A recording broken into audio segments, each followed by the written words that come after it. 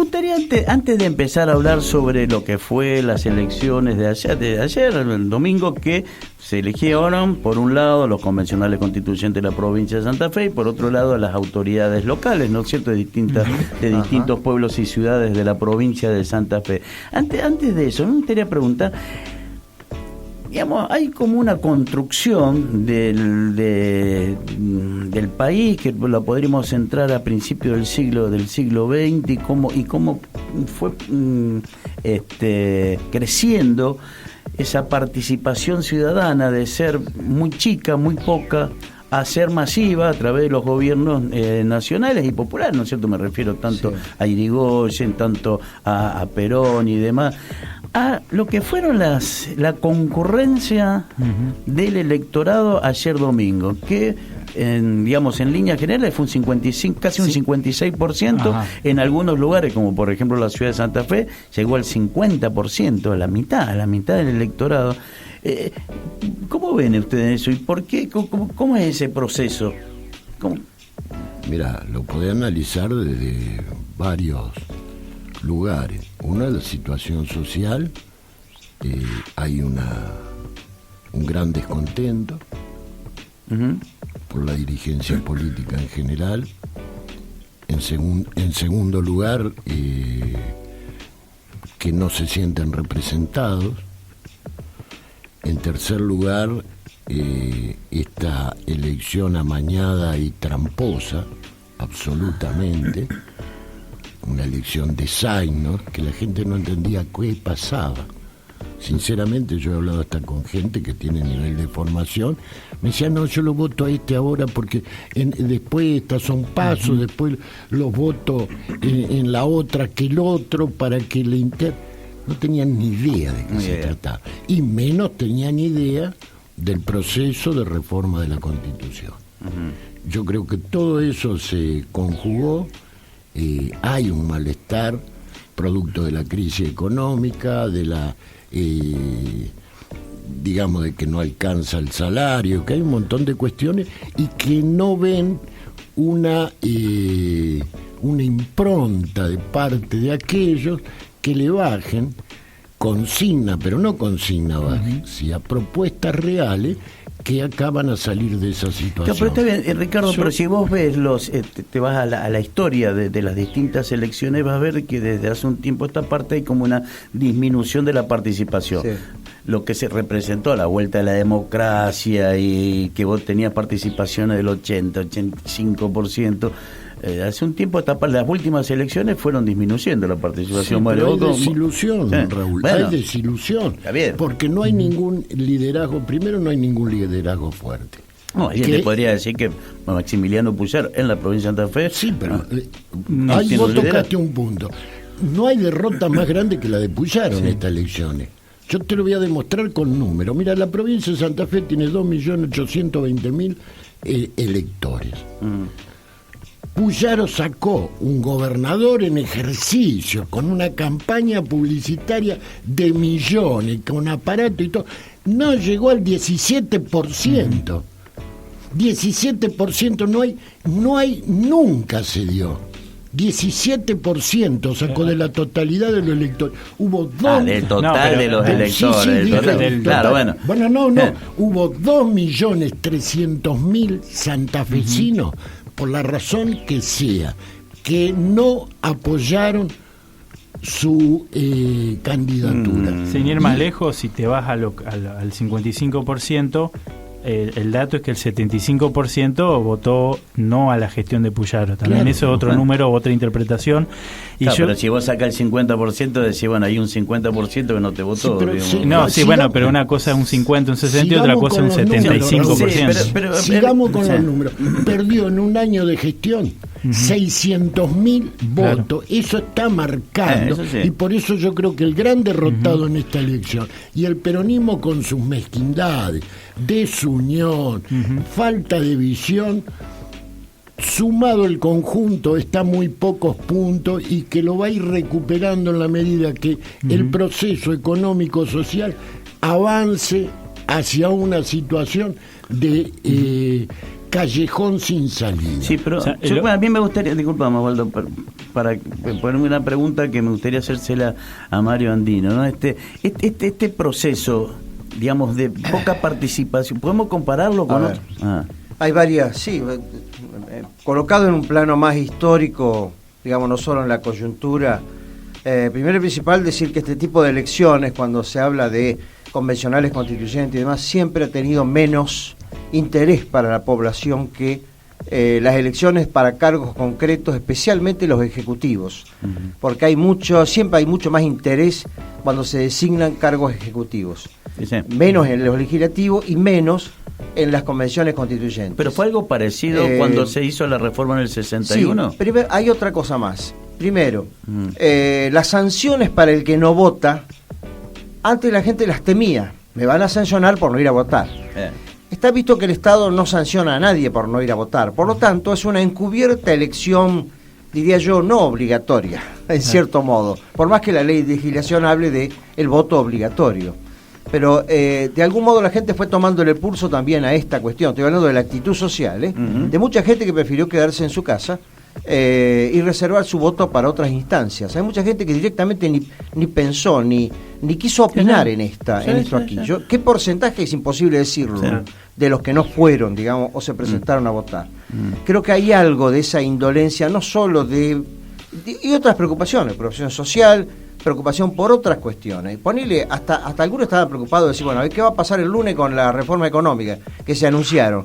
Esta elección ya está, me tomo el domingo, me voy a tomar sol, a pasar el día y listo, otra cosa. Entonces bueno, me parece eso que estás diciendo, Mario, vos sé que tuve la experiencia de en un sábado un cumpleaños, que había como 24, 25 personas, y todos planteaban esto que vos decís. Bueno, eso por un ¿qué va a pasar el lunes con el dólar? Te decía. Sí, claro. Eso por un lado. Por otro lado está el hecho de que ya tenemos una democracia bastante consolidada en cuanto al ejercicio democrático. Nosotros venimos de 5 grandes golpes militares a lo largo de la historia del siglo XX, de procesos militares recurrentes y muchos problemas, proscripciones, etcétera, etcétera.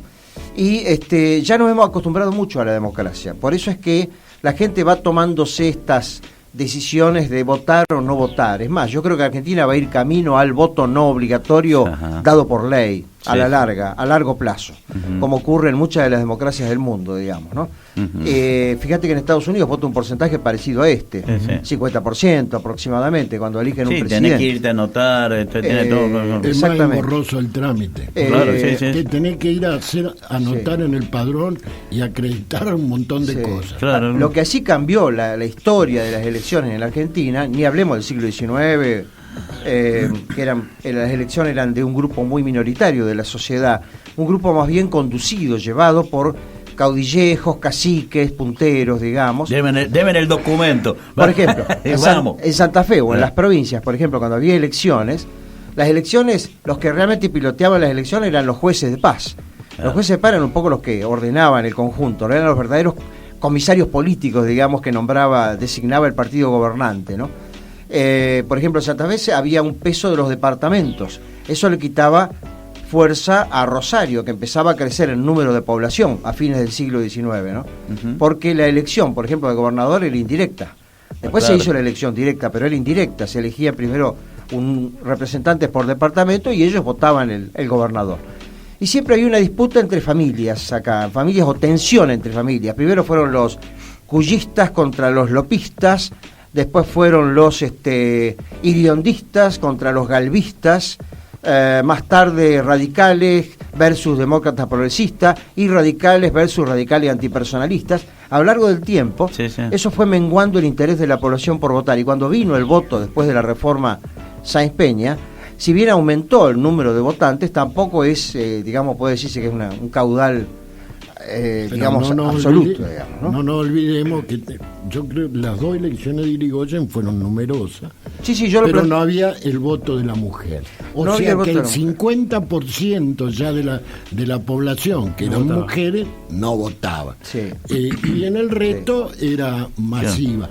Después con Perón también en el 46 fue una explosión de civismo para sacarse de encima lo que había sido la década infame. Ahí sí empezó a ser el voto más masivo, realmente, verdaderamente masivo. la segunda elección de Irigoyen y las 2 elecciones de Perón.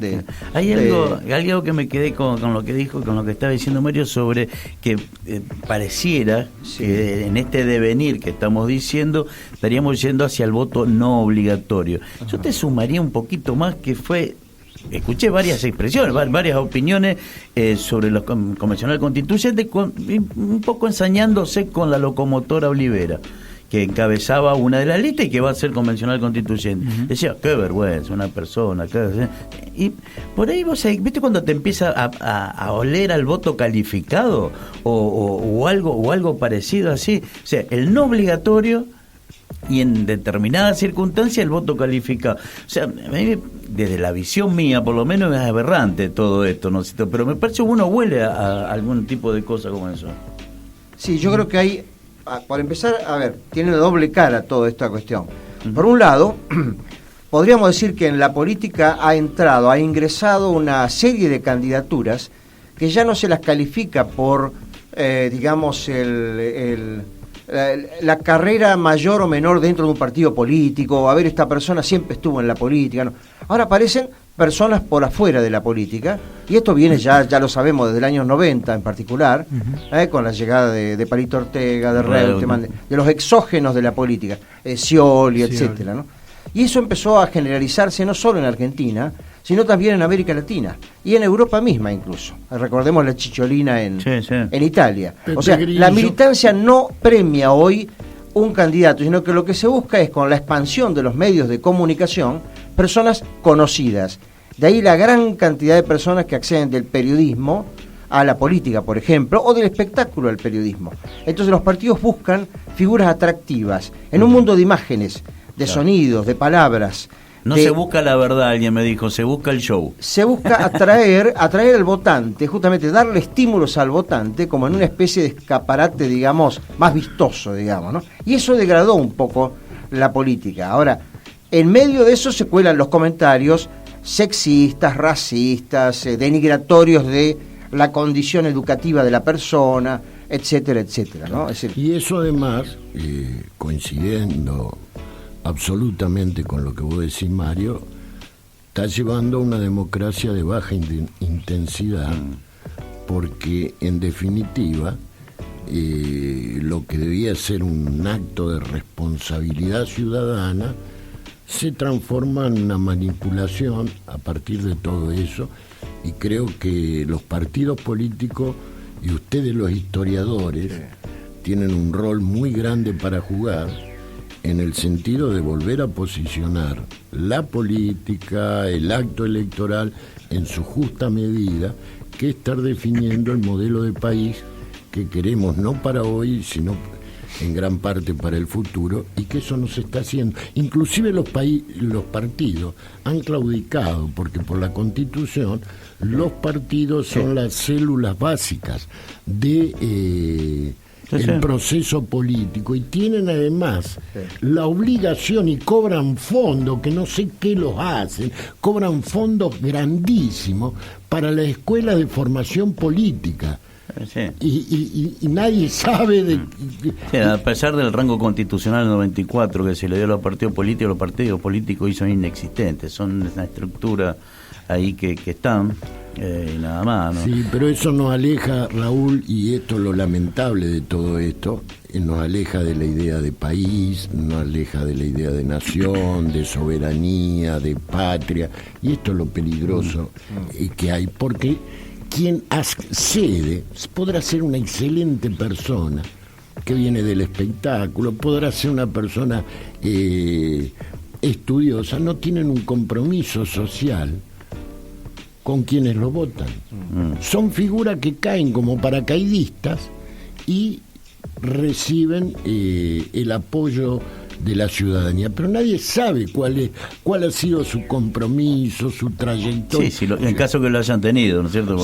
Porque no pero se evalúa eso como para exponerlo. Bueno, pero antes se evaluaba porque era todo digamos, una carrera, digamos, militar, pintar paredes, repartir volantes, los grupos de estudio que teníamos en los partidos políticos, los debates. Pues que alguien te diría eso, Ricardo, decir, bueno, y cambió la realidad del país, fue fue para mejor. A la luz de cómo estamos no fue para mejor. No, viste cuando te dicen yo a tu edad, como ahora la juventud era un desastre. Bueno, si la juventud que nos llevó a esto era vos, estamos al horno. Yo digo una cuestión más allá de la juventud, de la participación. Los 3 países más poderosos del mundo no están dirigidos por jóvenes. Porque como dice el Estados Unidos, Rusia y China son los 3 países más poderosos del mundo. Sí, sin duda. Bueno, son todo gente arriba de los 60, 70 años. O sea que estamos en carrera, vamos. Como dice el dicho, el diablo sabe por diablo, pero más sabe por viejo. Y eso que le da experiencia, tiempos, análisis, visiones, que muchas veces, porque uno ha sido joven, creía que se atropellaba todo y resolvía de discurso y de palabra las angustias de la gente. El trasvasamiento generacional, el que tira a los viejos por la ventana. Sí, la guerra del cerdo se está haciendo en este país. ¿Cómo? ¿Sí? Muy bien. No, yo vos sé que a mí esta mañana me desperté, estuve hasta tarde, viendo, pensar cuando te acostás en la cama y empezás a hacer el proceso de pensar, a rumiar, ¿viste? A rumiar las cuestiones. Me desperté contento. No por los resultados electorales, sino porque me da la sensación de como gusto a poco, esto poca participación ciudadana, estos de análisis de nacionalizar, me pareció como que no honramos esto que costó tanto, que es la recuperación de la democracia, y de que en un proceso de 40 años, lamentablemente, como dijo Mario, nos naturalizamos, nos acostumbramos a la democracia, ¿no? Creo que algo mal hicimos, ¿no? Yo creo que bastante mal se ha hecho. Bueno, por empezar, no hemos encontrado los consensos básicos a lo largo de todos estos años para llevar adelante un desarrollo económico, social sostenido, sobre acuerdos y consensos más allá de los partidos básicos, digamos, elementales. Eso ha traído antes uno podía decir, bueno, pero esto fue interrumpido por un golpe militar, bla, bla. Ahora no, ahora la excusa no es esa, ahora el problema es las sucesivas crisis económicas, las debacles internas de los partidos, que han costado mucho al poder que está gobernando. Sí. Y no hemos logrado esa consistencia, y nos volvemos a endeudar, y volvemos siempre con problemas recurrentes, y volvemos a tener una ampliación de los márgenes de pobreza continuamente. Hoy somos en ese sentido un fracaso del modelo que alguna vez soñamos, digamos.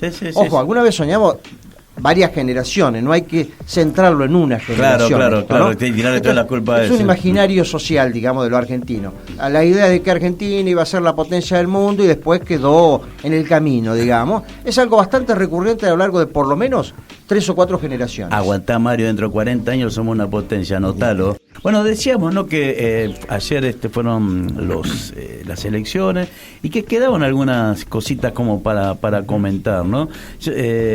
Por ejemplo, la cantidad de votos que perdió Unidos para Cambiar Santa Fe, que tuvo 1 millón y pico de votos, ¿no? Sí, ahora tuvo 484.000 votos. Sí, 600.000 votos. Casi 600.000 o 600.000 votos menos. Sí, menos. Y si yo el otro día estaba haciendo la cuenta, más allá de que ningún frente opositor sumado, por ejemplo, vos sumás la derecha, que vendría a ser Amalia Granata y Mayoraz, no lo alcanza Puyaro. Vos sumás al peronismo, los votos del peronismo, que vendría a ser Lewandowski, Monteverde y Zuckerman, y tampoco llega. Es más, el que más llega, la fuerza más votada como peronismo, no como partido, es el peronismo, porque si vos juntás lo de Lewandowski, lo de Zuckerman y lo de Monteverde, tenés 361.000 votos. Bueno, o sea, estaría 100.000 votos 120.000 votos abajo. Es mucho, pero a su vez, en conjunto y viendo que puede subir el electorado, bueno, ahora no, pero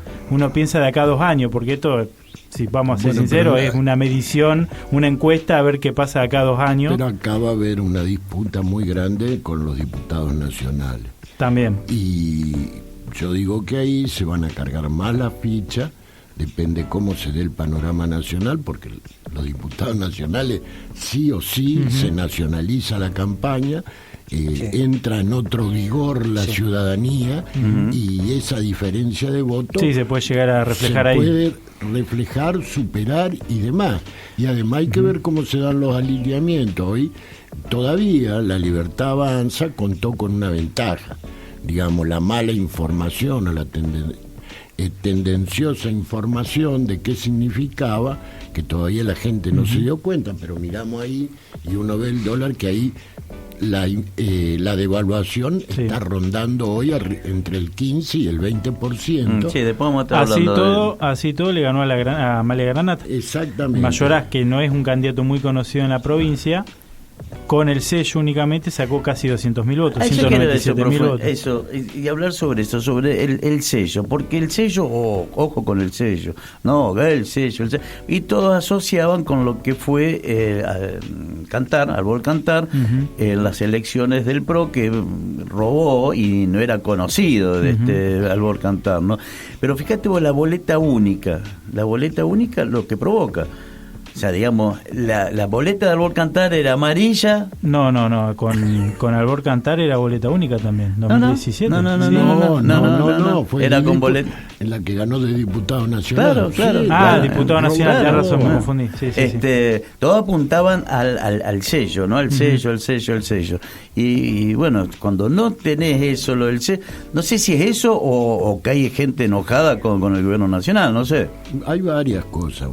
No se puede hacer hincapié en una sola cuestión ni descartar ninguna de las cuestiones. Otra cosa, Amalia Granata, si bien no es de la Libertad Avanza, pero nunca habló mal de Milei, habló mal de los que están abajo de Milei. Nosotros acá en Cadena 1 le hice una entrevista y dijo, yo hablo con los dueños del circo, es decir, hablo con Milei. Nunca rompió con Milei. Gran error de Karina Milei, que fue la arquitecta dándole la banda de presidenta a Romina Díez, y Romina Díez hace ese armado, pero en realidad la que dio la orden de hacer ese armado fue Karina Milei, y ahí ahora la quieren edulcorar un poco diciendo que el responsable es Lule Menem. Claro. No, fue el Lule, no Karina intocable, ¿no? Pero me parece que tuvieron un armado pésimo, pero bueno, de todas maneras, son cuestiones contrafácticas, ¿no es cierto? Digo, de todas maneras, yo no creo que sea una mala elección para Mayoraz, siendo que Mayoraz no es muy conocido. En Rosario, Juan Pablo Alear va a ser convencional constituyente electo, y acá en Santa Fe, si bien ganó Paco Garibaldi, Ana Cantiani, que es la primera vez que se postula, sacó casi 50.000 votos, si no me equivoco. No es una mala elección. No, y la Libertad Avanza ganó Rosario, ganó el de La Rosa, Belgrano, con el intendente de Las Rosas. De Las Parejas, ¿no es? ¿El intendente de Las Parejas o de Las Rosas? Uno de los dos. De Las Rosas, el que ganó Belgrano de Las Rosas. Sí, el que intendente. Sí, y otro más, me parece que ganó otro departamento más, la Libertad Avanza. Bueno, que en realidad son cuestiones importantes, ¿no? No, lo que pasa es que vamos a convenir. De un 56% de apoyo al partido del presidente, digamos, queda todavía un resabio, una apoyatura residual. Y vuelvo a insistir que las medidas esta, como se planteó desde los medios, era que se sacó el cepo, era como sacarse un peso de encima, y cree que la gente que va a poder comprar dólares y que cambió la Argentina, y esto es una gran mentira que lo lleva. A partir del viernes todos los argentinos somos mucho más pobres en un 15. Eso lo vamos a hablar en el otro bloque, si no te parece mal. Pues lo teníamos, ahora le estamos hablando de la elección. Pongo como elemento de la elección. Sí.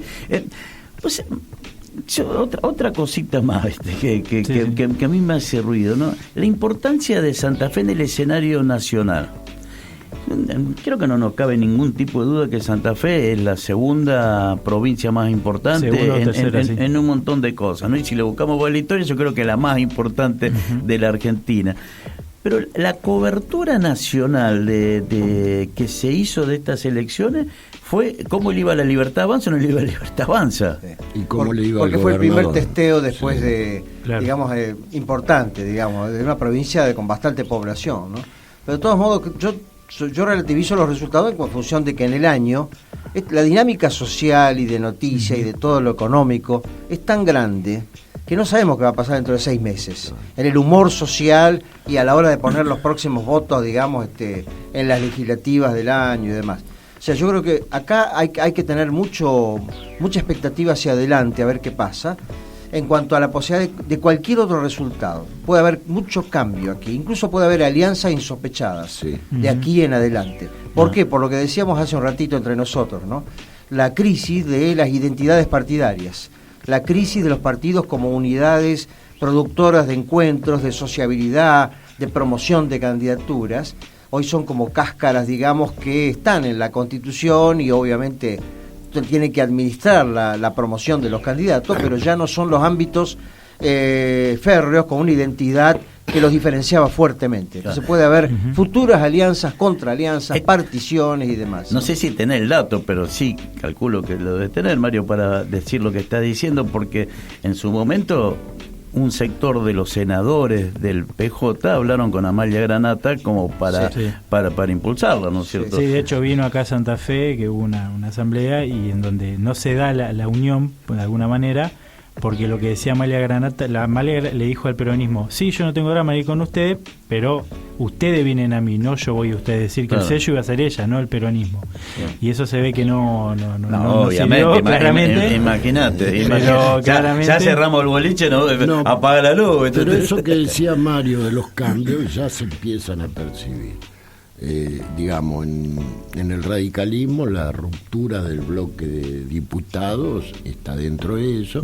Los pases del PRO a la Libertad Avanza, la ruptura que hay va a ser muy dinámico y yo creo, como él decía, que no se puede prever qué va a pasar. O por ejemplo, los peronistas dialoguistas, como le llaman también, que se acercan a Milei, o sea, hay insospechadas alianzas acá en el futuro, ¿no? Que tiene que ver con el olfateo del poder, o sea, se olfatea poder, como decir, olfatea sangre, olfateo poder. Ahí precisamente uno puede centrar la esquina. La falta de definición de conjunto sobre las prioridades que necesita o que reclama la ciudadanía. Y es el gran error. En esto el peronismo ha mantenido, por lo menos desde lo formal y algo de lo sustancial, un bloque de diputados bastante homogéneo, que no hubo, más allá de la corrupción y la compra de votos. Pues sí, en lo nacional. Que permitió mantenerse como una fuerza contestataria y opositora al gobierno. ¿Qué va a pasar en el futuro? Va a haber que analizarlo muy bien. Creo que en cierta medida también esto lo que desnuda que no se puede seguir jugando al aldón pirulero en el cual... Entonces, ¿qué? Pero para volver a la provincia, porque si se acuerdan estamos hablando de la provincia, ¿no es cierto? Y de las elecciones que hubo. Ahí por ahí te comentan, te dicen, gente ahí de la Casa de Gobierno, que trabajaron con muchos focus group. Sí. Esto que es focus group, que eso que juntan a distintas personas, ¿verdad? Y detectaron que había mucha gente enojada. Si vos te fijas acá, en la ciudad de Santa Fe, votó el 50%, o sea, 5% menos que lo que fue en la provincia. ¿Por qué? Porque la ciudad de Santa Fe tiene muchos empleados estatales, ¿no es cierto?, jubilados que tienen un gran enojo. Esos grandes personas que podían haber manifestado su enojo a través del voto, lo neutralizaron con el tema de la apatía, de la indiferencia, o de decir, mira, estos tipos me jodieron con la jubilación, con la ley de jubilaciones, con patatín, patatán, bueno, no lo voy a votar. O sea, el juego que hicieron, que le salió muy bien, digamos, porque vos vas a agarrar y decir, ¿qué hubiera pasado si ese 20% que pudiera haber ido a votado, 20-30% que hubiera votado, hubiera a votar y hubiera cambiado la historia, básicamente, ¿no? Y no fue a votar. No, y también hay una cuestión, los grandes gremios santafesinos no desplegaron prácticamente ninguna actividad. No vaya a creer, acá un gremio muy importante de la UPCN jugó abiertamente con, por ejemplo, con un candidato a concejal, que fue el que ganó, que fue el profe Medey. Pedro Medey. El profe estaba bancado por UPCN, UPCN se movilizó muchísimo. Una señal también de estos tiempos es que no se habla prácticamente del contenido de la reforma propuesta. Se habla más que nada de quién sacó más votos, quién sacó menos votos, si fueron a votar o no. Claro. O sea, fíjate vos que el discurso, incluso en los medios, pasa más que nada por ese lado. Exacto. Pero el análisis del contenido de la reforma, que no es tan dramático el cambio propuesto, digamos, en la reforma, hubo otras anteriores que sí fueron mucho más densas, como reformas constitucionales en la historia de Santa Fe, digamos. Pero esto también habla del signo de los tiempos, ¿no? Es una disputa de poder transitoria, insisto yo, porque me parece que es preparatorio, un sondeo, como dicen ahora, de qué va a pasar en el futuro, y un reacomodo en función de los resultados. Porque esto te va a dar un reacomodo de fuerza, más vale. Un reajuste de políticas, etcétera. Eso es lo peligroso. Cuando se hace una elección común, está bien que sea la disputa de poder. Cuando hay una reforma constitucional, el tema que se trabaja o se anticipa para los años que van a venir, realmente habla a las claras de que hay un vacío de los fundamentos, y que en definitiva en esa disputa de poder, que es legítima, lo único que se ha privilegiado es la reelección del gobernador. Y temas centrales que se podían haber planteado en la reforma, te digo a título personal, que la provincia vuelva a tener un banco de fomento propio. Sí, pero claro, porque no estaban dentro de los 42. Bueno, pero por eso te digo, esa es una. ¿Cómo se garantiza el derecho a la calidad de vida? Un seguro provincial de salud que involucre a todos, más allá del IAPO, que involucre a toda la provincia con una salud de calidad, irse mejorando y superando. Bueno, fíjate, alguien que planteaba cuestiones similares, por ejemplo en el tema de educación, Claudia Balaguer.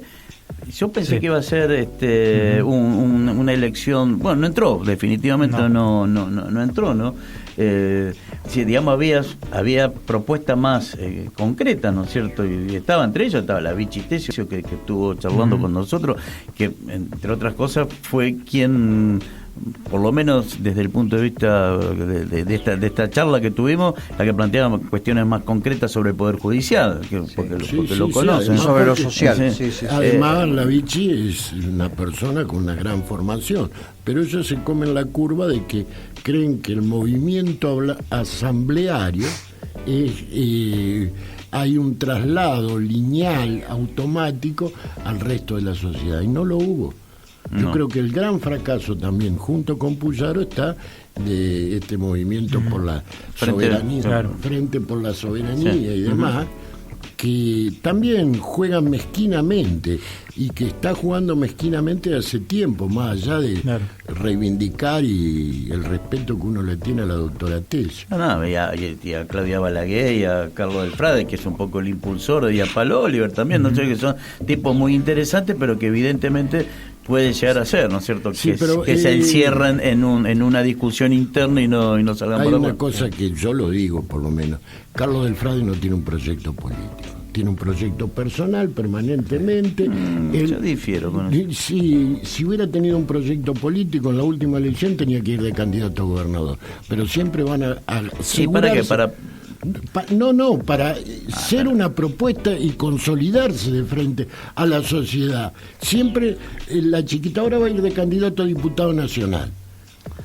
Acá tendría que haber encabezado la lista, él tendría que haber encabezado la lista de convencionales, porque era el mascarón del PROA. Bueno, pero acordate que Claudia Balaguer es socialista, o sea, se incorporó al frente. Pablo Oliver, radical, se incorporó al frente. Carlos del Frade, digamos, el que conformó parten de un error estratégico. Pablo Oliver y Claudia Balaguer aprobaron esta reforma.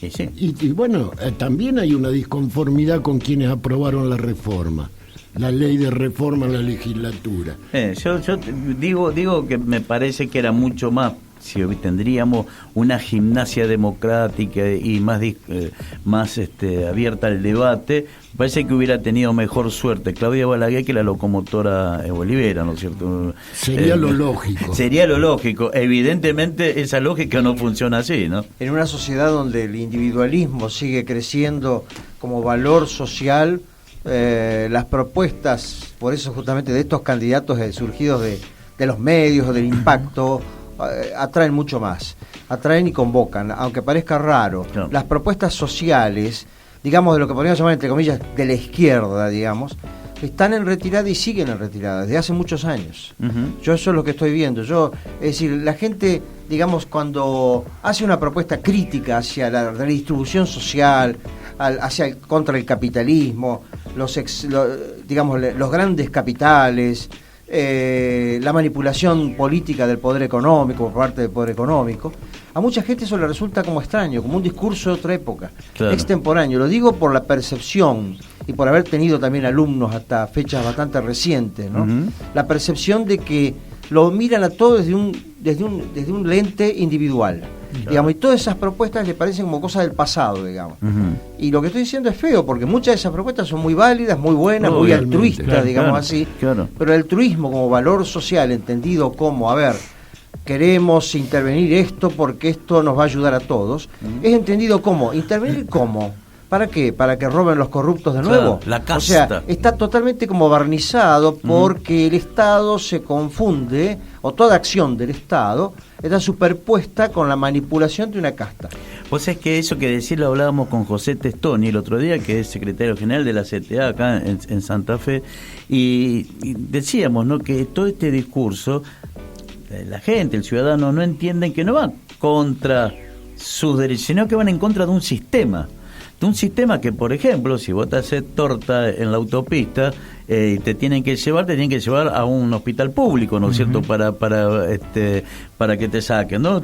Vamos cada vez más profundamente a que los colegios privados van a ser inaccesibles para esa clase media, por lo cual van a necesitar de escuelas públicas de calidad y con excelencia en la educación. Bueno, eso te lo tiene que dar el Estado, no el individuo ese, ¿no? Uh-huh. Este que está haciendo referencia a Mario. Lo que pasa es que lo que decía Mario, que hay un gran individualismo, se le agregó una cuota tremenda de exitismo. Digamos, se terminó el tiempo de esperar, queremos hoy, pero queremos no cambiar las cosas, queremos el triunfo por el triunfo mismo, y queremos estar, y ahí la lucha de poder se vuelve egoísta, se vuelve mezquina, se vuelve de visión chica, se sectoriza, sectoriza. Sí, es lo que pasó en las elecciones acá convencionales con la oposición. Exactamente. Un peronismo dividido que en conjunto hubiera podido hacer algo un poco más mejor, que Monteverde fue muy bueno lo que cosechó, pero en unidad hubiera sido otra cosa. Yo creo que ahí el gran perdedor de la elección es Lewandowski, más allá que llegó como convencional. Él decía, lo escuchaba en Simordaza, creo, que decía que él había sido el mayor elector en las elecciones pasadas. 500.000 votos. Claro, y ahora fue solo. Pero ¿cuál es la diferencia? Antes fue en unidad con el peronismo. Ahora que fue solo, no sacó... Bueno, te sumo. Lewandowski fue en alianza con Giustiniani, que en su última elección había sacado 70.000. Claro. Sí, y ahora sacaron, con los dos, sacaron 150, 118.000 votos. 118, sí. O sea que si le resta menos 70, porque eso rápido para los números. 50. Sí. Lewandowski sacó 50.000 votos, digamos, por todo esto. Pero hay otra cuestión que también... Y esto tiene que ver con lo partidario y en la mecánica electoral. No se arman más comité de campaña que dirijan, que incorporen, que amplifiquen. Cada uno juega la propia. Uh-huh. Y esto tiene que ver con la capacidad económica para salir en los medios. ¿Puedo decir por lo que pasó acá en el departamento de la capital? No, porque el candidato del departamento de la capital sacó el 10% más que el gobernador. No, en todos lados. Acá en el departamento de la capital. Una cosa, Raúl, la campaña de la lista UNITE, ¿cómo es? Unido, la del gobernador. Unido para cambiar Santa Fe. Unido para acá. Desplegó una parafernalia comunicacional como ninguna. y levantaba la tapa del inodoro y te salía la cara de Puyaro. Iban las rutas, unos cartelones que salían millonadas. Prendía los canales de Buenos Aires y estaban todos los canales. Y donde ibas, digamos, el gasto que hubo algún día se aclarará. Y además a eso sumarle toda la acción oficial de estar... normalmente quien es candidato no puede hacer actos oficiales ni... Hasta donde yo sé, la única denuncia que hubo al Tribunal Electoral fue en el departamento Garay. Cecilia Martínez Rópulo, que iba como candidata ahí por el departamento, hizo la denuncia, que fue la única denuncia, ¿no?, sobre lo que estaba haciendo Bagumbarra, que ganó creo que por 3 votos, ¿no? Y fue la única, pero se violó permanentemente la ley. Pero ahí tenés, en Garay, vos dijiste un tema que yo lo conozco, el peronismo no presentó candidatura. En el BESI. En el BESI. ¿Sí, sí? Digamos, un amigo radical y un amigo peronista fueron con la Libertad Avanza en candidato a concejales. Por eso, pero porque no hay un proyecto común. No hay un proyecto común. A eso voy. Y entonces, yo me acomodo la más fácil. Si uno entendiera esa lógica, uno se presenta, ofrecimiento había 2 manos, no quería ser, vení, qué sé yo, había ofrecimiento todos los días. Sí. Y yo por ahí te podría llegar a contestar que en esta lógica y en esta realidad que nos toca vivir, dame un espacio, yo me incorporo y de ahí empiezo a tratar de transformar. Desde afuera es más difícil de transformar, o te quedás en la tribuna puteándolo al árbitro, nada más. Raúl, pero hay una máxima, en la naturaleza, en la vida natural, las especies se salvan en la manada. El que se aparta de la manada más tarde o más temprano se lo terminan comiendo los depredadores. El cóndor no. El cóndor vuela alto y mira desde arriba. Pero te digo, esto es una regla biológica, si querés. La manada es la protección, es lo que te da apoyo. Alguien que te empuja y vos lo agarrás de los pelos para subirlo al otro. Esta es la esencia de la política. Esto es, digamos, un aquelarre, una reunión de brujos.